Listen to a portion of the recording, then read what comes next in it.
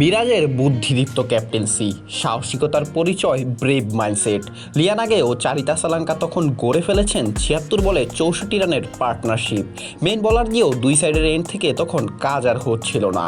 ঠিক তখনই কি না কি বুঝে ক্যাপ্টেন বোলিংয়ে আনলেন নাজমুল হোসেন শান্তকে। বোলিংটা নাজমুল হোসেন শান্ত করেন কালে ভাদ্রে।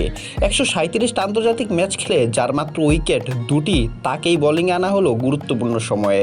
এবার শান্ত ভিন্ন রোলেও বলাতে স্টেপ আপ করলেন এবং প্রমাণ করলেন কেন তিনি এই দলের প্রাক্তন অধিনায়ক ছিলেন।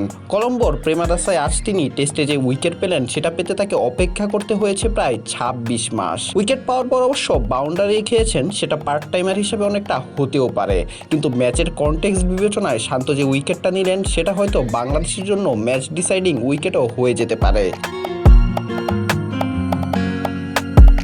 একবার চিন্তা করেই দেখুন, মিডল অর্ডারে অলরেডি ৬৪ রানের পার্টনারশিপ বিল্ড হয়ে গেছে।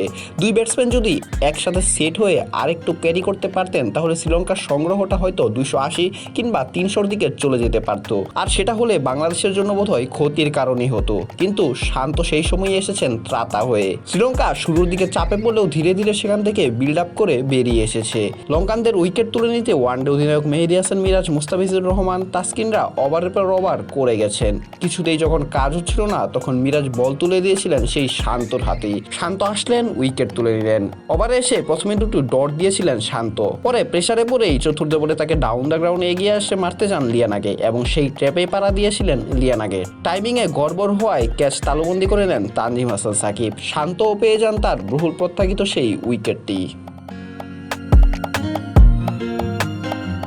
অঙ্কুর গমেজ, বিডি আর্কাইভ স্পোর্টস।